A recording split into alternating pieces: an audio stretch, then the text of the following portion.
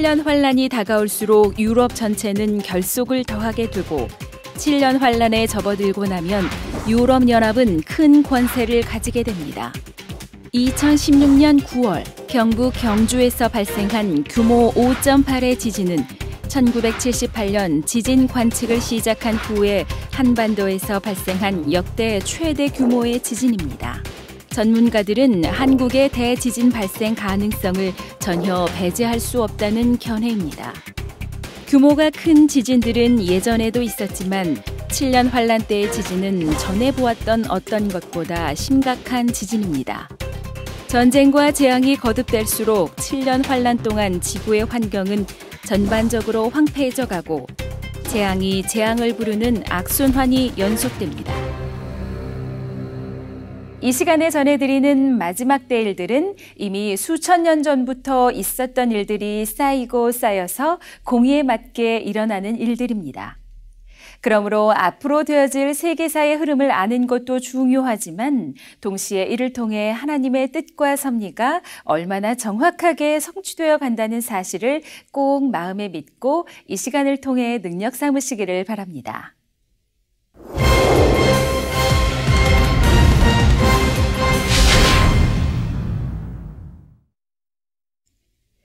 지난 시간에 첫째, 둘째, 셋째 인을 뗄 때 나타나는 일들까지 알아보았습니다.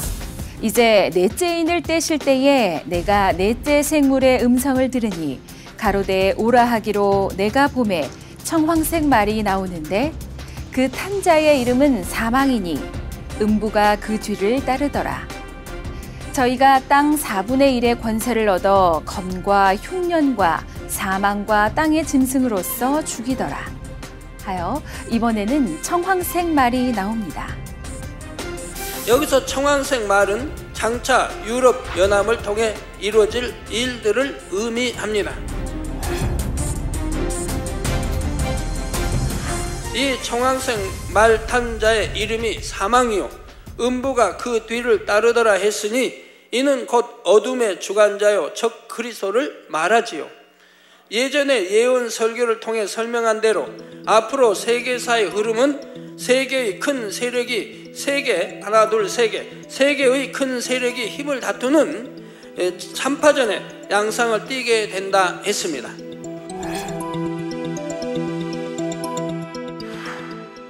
지금 요한이 환상으로 보고 있는 상황은 성도들이 휴거된 후로 이 땅의 나라들은 많은 분야가 혼란스러운 상태입니다. 이런 혼란스러운 상황 속에서 3파전의 양상 속에 각 세력들은 각자 어지러운 분위기를 진압하고 자신들의 입지를 다지기 위해 더욱 노력하게 되지요. 그 중에서도 특히 유럽연합은 점점 그 세력이 강해지며 3파전의 양상 속에서도 가장 우위에 서게 되면서 적 그리스도의 조정을 받게 되는 것입니다.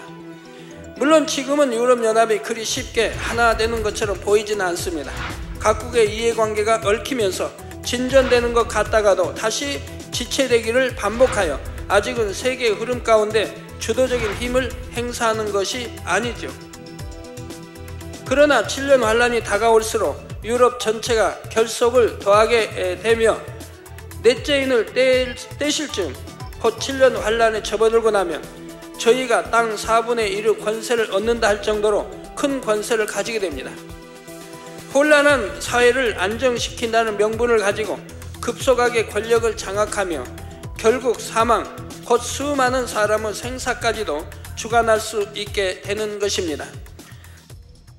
그럼 계시록 6장 8절 후반절에 청황색 말을 탄 자가 땅 4분의 1이나 되는 권세를 가지고 검과 흉년과 사망과 땅의 짐승으로서 죽이더라고 한 말씀의 의미는 무엇일까요? 먼저 검이란 군사적인 힘을 의미합니다. 유럽연합은 자신들의 체제를 확립하기 위해서 갈수록 더 군사력에 관심을 가지고 투자하여 큰 힘을 기르게 되는 것입니다. 또 흉년이란 그들이 축적한 부의 힘이 얼마나 큰 것인가를 설명하고 있지요.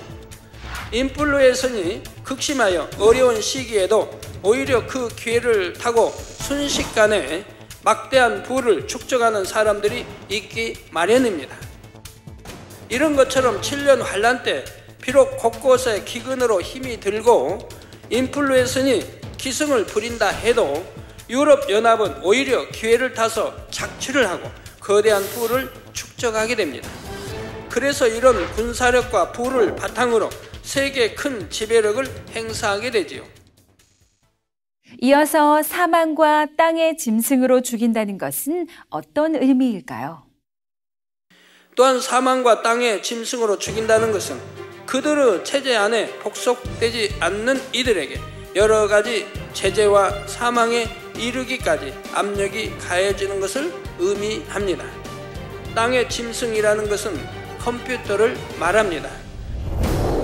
유럽연합은 컴퓨터를 이용하여 자신들의 체제를 구축해 가게 되는데 컴퓨터에 모든 사람들의 정보를 입력하여 이를 가지고 일일이 감시 통제하는 것입니다. 모든 사람을 이 통제하에 들어오게 하기 위해 오른손이나 이마에 짐승의 표 곧 바코드를 받게 하는데 처음부터 강제성을 크게 띠지는 않습니다. 7년 환란 후 중반까지는 이 체제를 확립해 나가는 시기이므로 적극 권장하는 정도에 그치게 되지요. 그러나 모든 체제가 안정적으로 갖춰지고 7년 환란 후 중반이 넘어서면서부터는 모든 사람들에게 표를 받도록 강요하며 거부하는 것을 용납하지 않게 되지요. 표를 받지 않은 사람은 반사회적이며 그들이 추구하는 사회 안정을 반대하는 불순자로 낙인이 찍히게 되는 것입니다. 그러므로 이때가 되면 표를 받지 않으려는 사람들의 순교도 본격적으로 시작되는 것이고요. 그러면 왜 7년 환란 때는 이런 핍박을 통해서만이 구원을 받을 수 있는 것일까요? 그러나 이때는 구원받을 믿음이 있다고 증명하기가 쉽지 않습니다. 이미 휴거를 통해서 하나님의 말씀이 사실이었다는 것이 너무나 명백하게 드러난 상황이지요. 그러므로 이렇게 성경의 예언이 명백하게 이루어지고 드러난 상황에서 땅에 남은 사람들이 믿음을 가졌다고 인정받으려면 그만큼 큰 관문을 통과해야 합니다. 이때 원수마귀의 입장에서는 적그리스도의 세력을 주관하여 어찌하든 한 영혼이라도 더 멸망으로 끌고 가려고 합니다. 어떠한 고문과 굶주림, 극심한 핍박이라도 이겨내어 이제라도 참 믿음이 있음을 증명해야 하는 것입니다.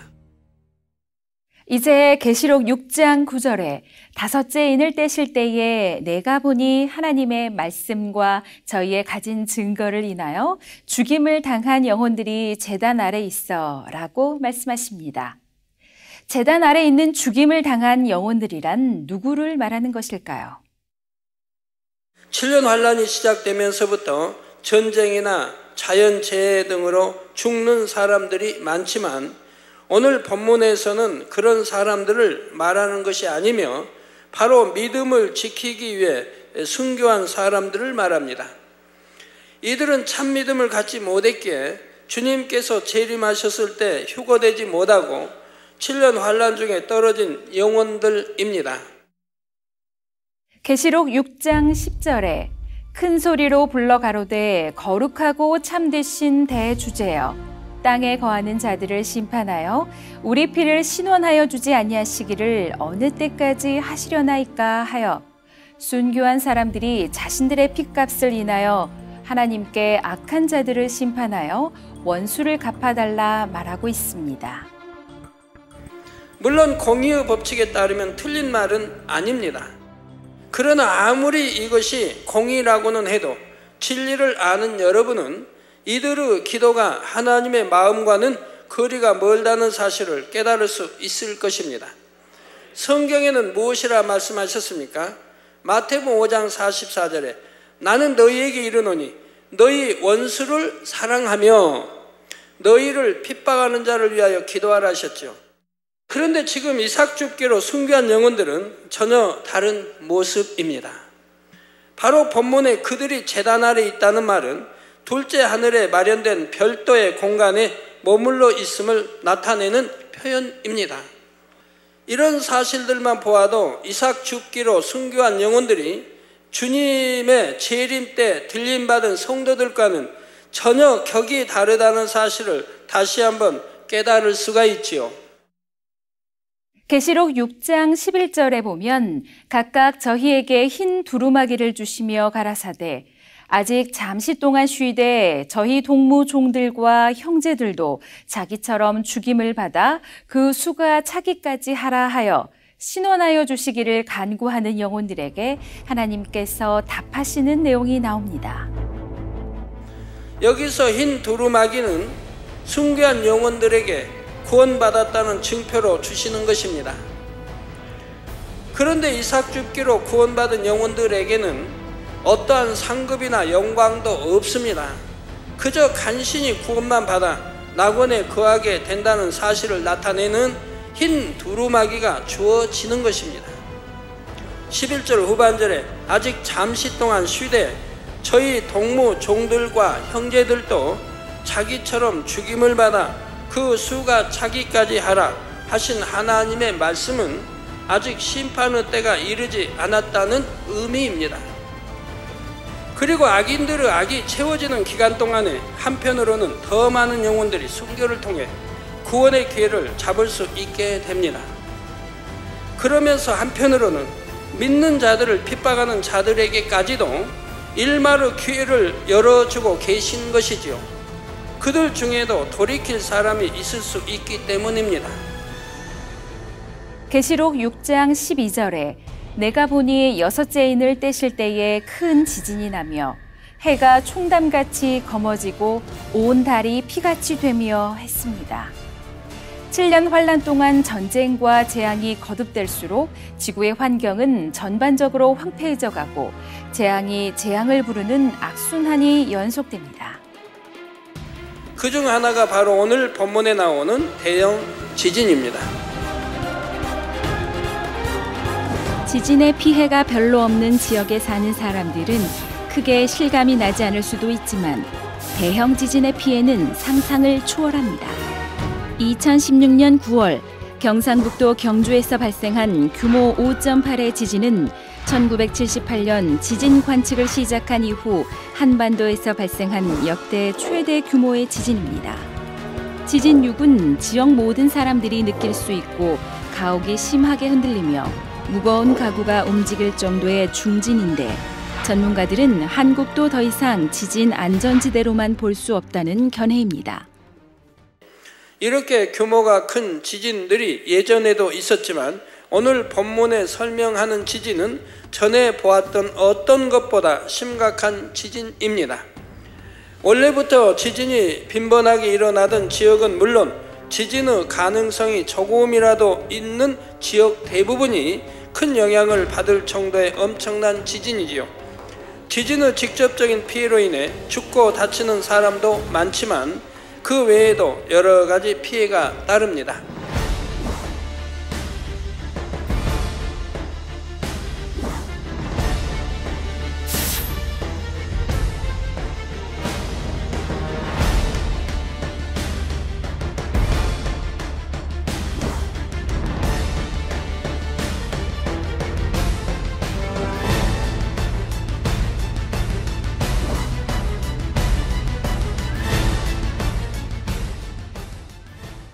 또한 총담이라 했는데 이는 검은 털로 짠 천을 말합니다.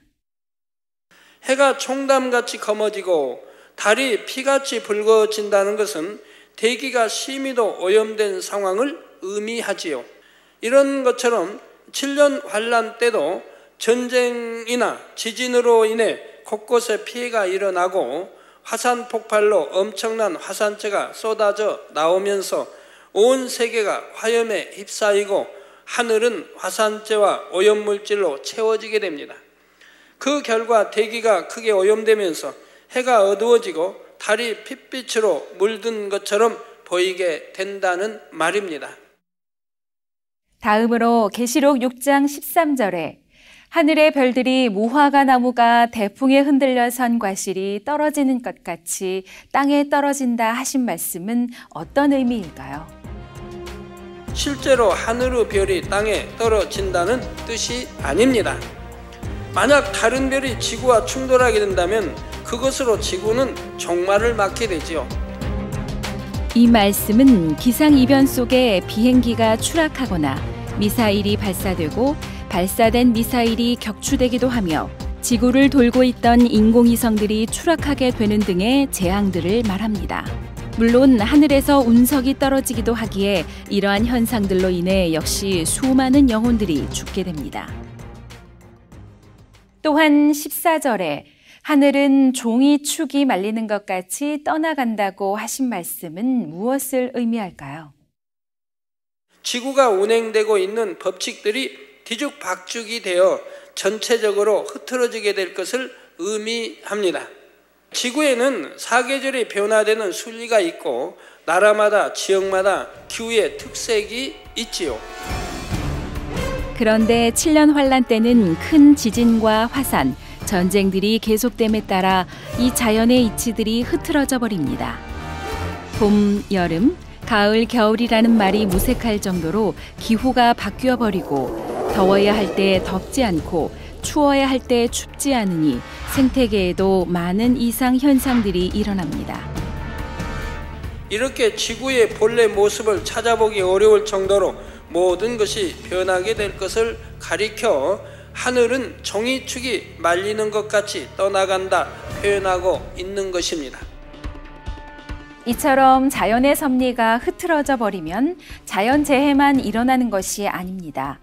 그와 함께 여러 가지 질병들도 창궐하게 됩니다. 전쟁이나 자연재해로 많은 사람이 죽은 곳에는 전염병이 쉽게 유행하게 되지요. 또한 환경오염으로 인해 발생하는 새로운 질병들도 곳곳에 나타나게 되고요. 그러면 이런 정도로 파괴된 자연환경 속에서 과연 사람이 살아갈 수 있을까 하고 생각할 수도 있습니다. 물론 그때는 사람이 살아가기 힘든 환경이고 그 때문에 많은 사람들이 죽겠지만 그럼에도 불구하고 인류의 명맥은 유지됩니다. 모든 재앙들도 결국은 하나님께서 허락하신 어느 한계 안에서만 일어날 수 있기 때문이지요.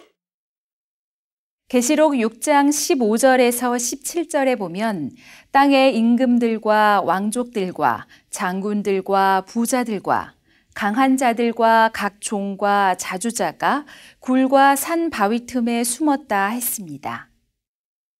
이처럼 굴과 산 바위 틈에 숨는다는 것은 사람들이 여러 가지 재해가 일어날 때 방공호와 같이 피할 만한 곳을 찾아 숨는 것을 말합니다.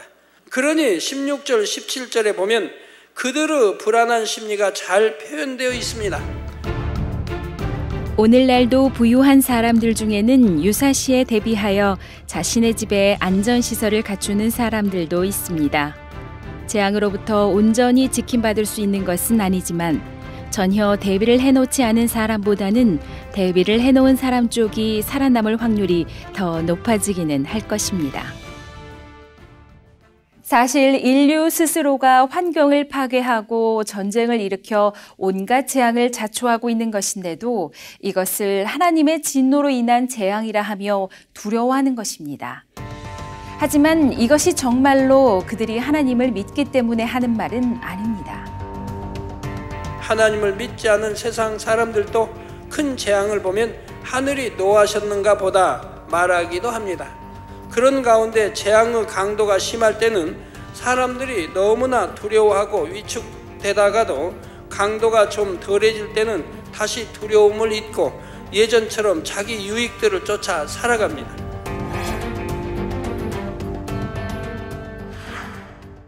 지금 설명드리는 이런 재앙들이 너무나 크고 두렵기는 하지만 지진이나 화산, 전쟁 등이 7년 환란 기간 동안에 24시간 내내 진행되고 있는 것은 아닙니다.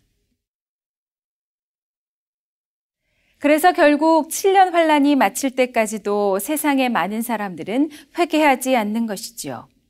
그들 중에 일부는 혹 끝까지 살아서 천년왕국을 맞기도 하지만 많은 사람들은 결국 7년 환란을 통해 죽게 되는 것입니다.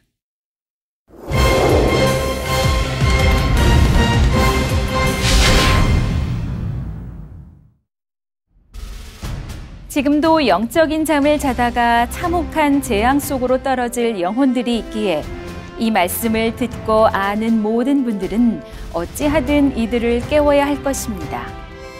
시청자 여러분 모두가 신속하게 신부 단장을 마치심으로 주님께서 우리를 데리러 오실 그날에 여러분이 전도한 수많은 영혼들과 함께 행복한 7년 혼인잔치에 들어갈 수 있기를 바랍니다.